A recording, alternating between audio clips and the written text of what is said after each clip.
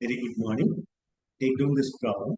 Find the value of I using Norton's theorem and as well as the Thevenin's theorem.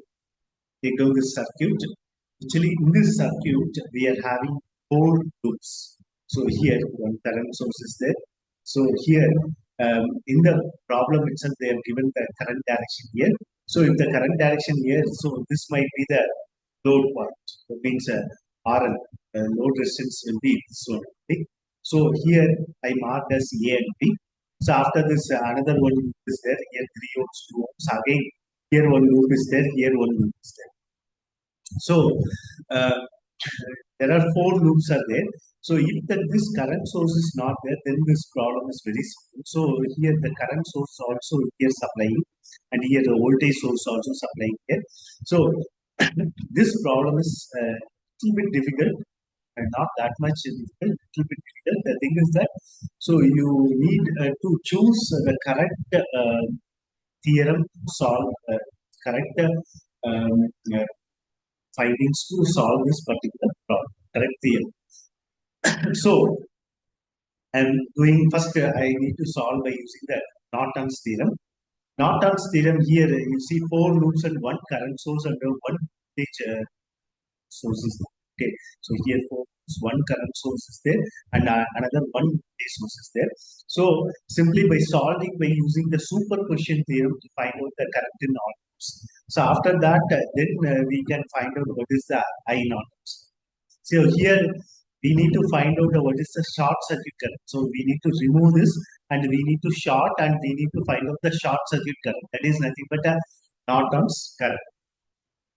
So similarly, so what we are doing is we are shorting this particular part. And by using the superposition theorem, first we are taking one source. That means one 6 amps current source alone, acting alone like that we are taking. So this voltage source is there in the problem that yeah, short circuit.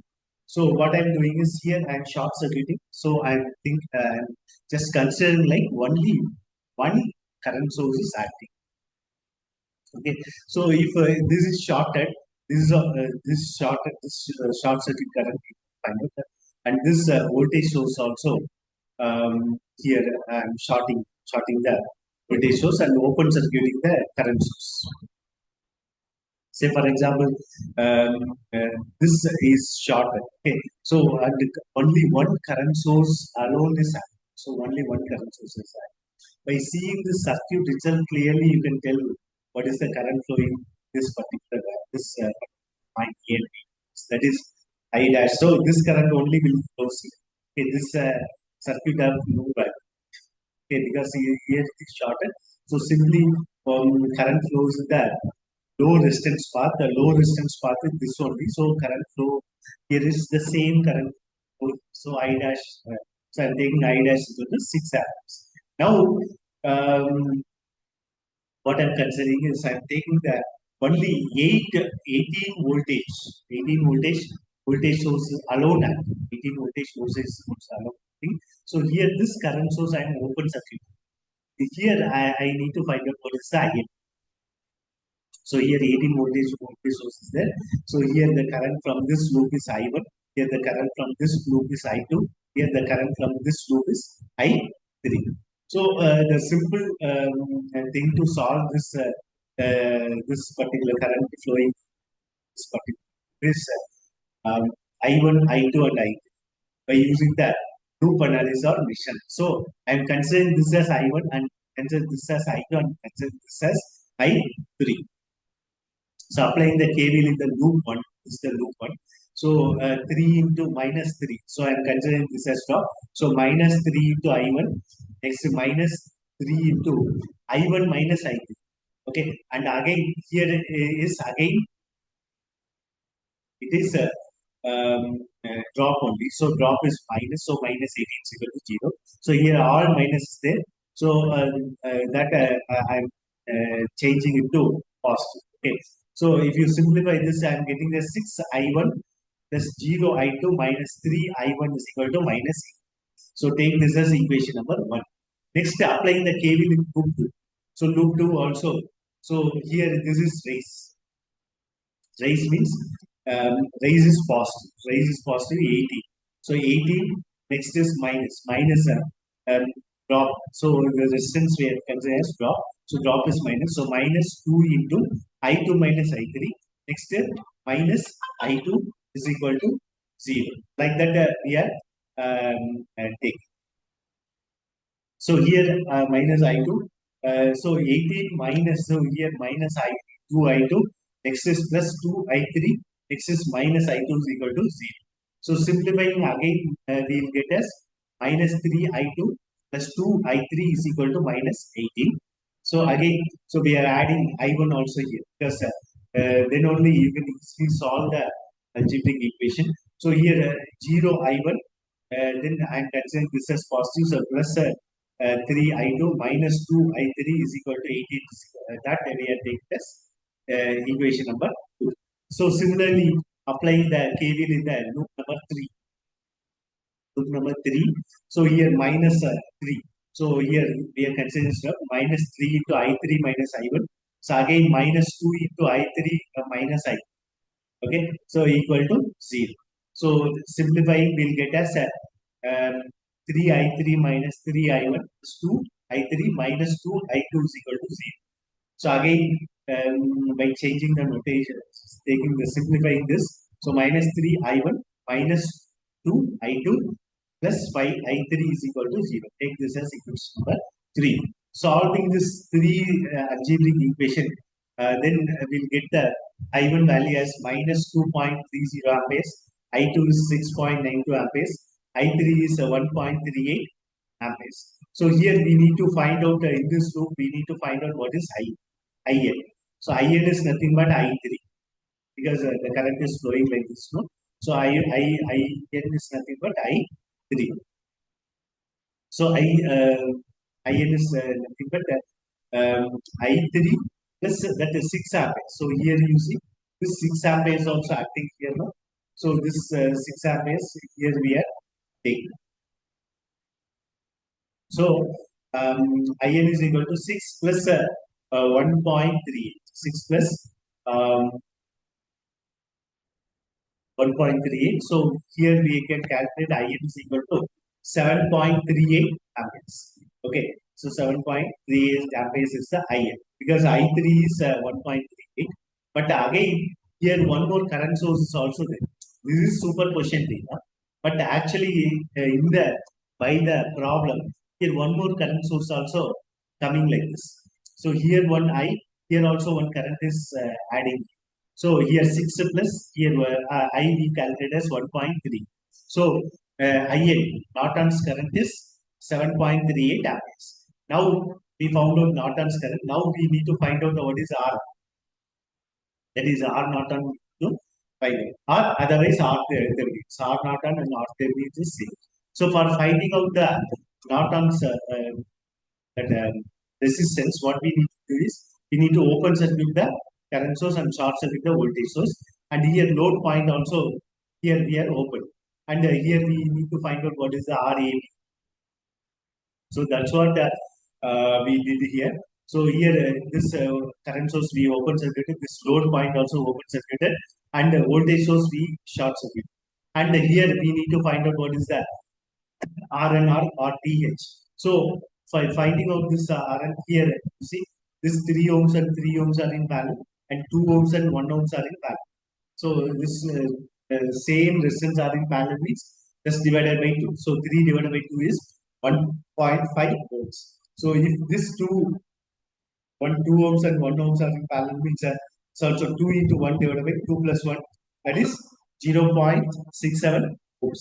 So now you see this 3 ohms and 3 ohms are in parallel, this 2 ohms and 1 ohms are in parallel. Again, in turn, this and this are in series. Okay, so whatever the answer coming here, this 1.5 ohms and 0.67 ohms are in series. So Rn is equal to Rt is equal to 1.5 plus 0.67. So that is nothing but 2.17 is the Rn. Now Norton's equivalent circuit we need. So what is the Norton's equivalent circuit? How to frame it? So whatever the current coming, that is I Norton, that is in the parallel. that is parallel with the R Norton, and load resistance we open the previous thing. Yeah, in the problem, load resistance is here. This we open, that also we are considering the path. So this frames the Norton's equivalent circuit. So here I we need to calculate. That is what I asked in the problem. So the current across this two load terminals. Okay, that is 2 volts. So simply by using the current division rule. So current division rule is opposite resistance. Opposite resistances. So here you need to find out current. It's opposite resistance 2.17 divided by total resistance 2.17 plus 2 ohms into the current flowing this particular. So that is 7.3. So if you simplify this, we'll get the current as 3.84 amperes. That is by using the Norton's theorem. Next, the problem they asked Thevenin's theorem. The problems they asked Thevenin's theorem. So we here for Thevenin's theorem, here we need to find out the open circuit voltage or VTH or VA. So what? So here we need to open, and here we need to find out the open circuit voltage or VA. So if this current source is not there, then the finding out the open circuit voltage or Thevenin's voltage is very easy, but here current source is there. So now we are solving that by using the Thevenin's theorem. How to solve? So here I open. So here we need to find out the what is the open circuit.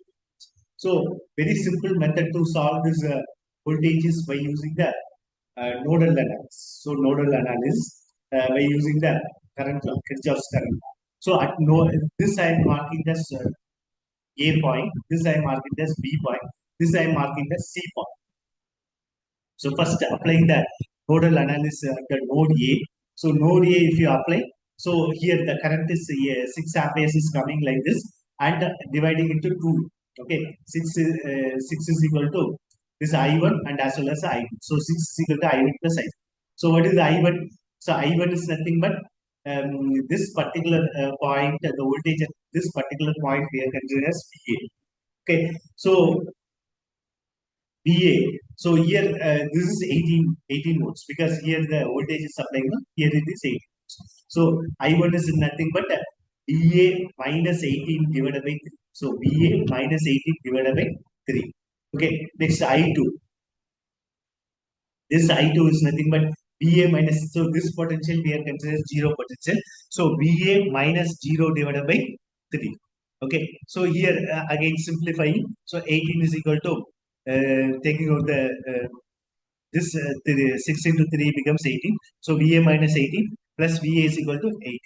Okay. So here if you simplify this again, 2 VA is equal to 36 volts. So VA is equal to 18 volts. So in this point also VA is nothing but 18. That we found out. Next, at the node, this point, node B point, because here we need to find out what is VAB. So if you found out what is VAC and this one, easily you can find out what is VAB. So now we are finding out the at node B what is the by using the nodal analysis. Node B what? So here you see node B. So one potential is dB minus 0 divided by 1. Again now again this is nothing but plus VB. VB. So this in this point the current is dividing like this. So here and here. Okay. So here and here, and this is VB minus DC. That means 18. V minus 18 divided by 2. Okay. So yeah, here you see, yes, this potential we are considering 18 is more. So 18 minus VB divided by 2, that is equal to. So this potential is equal to 6. So 6 amperes current also coming. So this current is going outside this node. The current 6 amperes going outside. So going outside means we need to add that current. So is 6 plus here VB. Okay, VB minus 0 divided by 1. So always think like more potential you need to add before. Okay, So because you see, so VA minus 8. So VA, here you see, yeah. So node B 18 minus VB divided by 2. So here we are considering this 18 voltage is more. So here already 18 voltage is given. No? So 18 voltage is more. So 18 minus VB divided by 2. Okay. And this current is going outside, that we are adding. Okay. So that this current is coming inside and this current is going outside because like this, and this current is also going outside, divided. So this is VB minus 0 divided by 1. Like that we are considering. So simplifying, we can get a 3 VB. 3 VB is equal to 6. VB is equal to 2 volts. So voltage across VAB is nothing but, so VAB is equal to this point. VAB is equal to VA minus VB. Okay. So VAB is equal to VA minus VB. So VAB already found out, that is 18 volts, and VC already we found out, that is 18 volts supply here. So no need of calculating again. So VA minus VB. So VA is 18 volts, we already calculated, and VB is 2 volts. So VAB is equal to nothing but V Thevenin or nothing but VOC, that is open circuit voltage. So 18 minus 2 is 16 volts. So VOC or VTH or VAB is equal to 16 volts. So now we found out what is 16 volts. RTH already we found out, the Norton's theorem itself. What is RTH? RTH is 2.17 volts. So we need to frame the Thevenin sequence circuit. How to frame the Thevenin sequence circuit? So that means V Thevenin, that is in the series with the R Thevenin, and as well as the RL, that is load resistance, that open node, that also we need to add over here. That is also in the series. So that is 2 ohms. So in the problem they asked what is the current in this 2 ohms. Okay, so that 2 ohms we need to calculate. This point is A and B, that we have taken outside no? That we are adding over here. Now, what is the current over here? That is just simply by ohms law. So 16 VTH divided by RTH divided by um, RTH divided by RL. So VTH divided by RTH plus RL. So VTH is 16 volts divided by RTH is 2.17. RL is 2 ohms. So simplifying, we will get is this current, that is 3.836 amperes. That is by using the Thevenin's theorem. That is the current. By Norton's theorem already we calculated. Here, what is the current? By Norton's theorem, I is equal to 3.84 amperes. So these two currents are same by using the Thevenin's theorem and as well as Norton's theorem. Similarly, it is same 3.836 we got it by Thevenin's theorem, approximately equal to 3.84 by using the Norton's theorem. That same current. So hence the load current attained by the Thevenin's theorem and Norton's theorem is so is same. So the solved load current is correct. So sometimes you will get a different currents here. So somewhere else the calculation mistake you did, or otherwise some by using the nodal analysis or some mistake you did. Like that, you can easily verify. So the both current should come same, whatever the theorem you saw.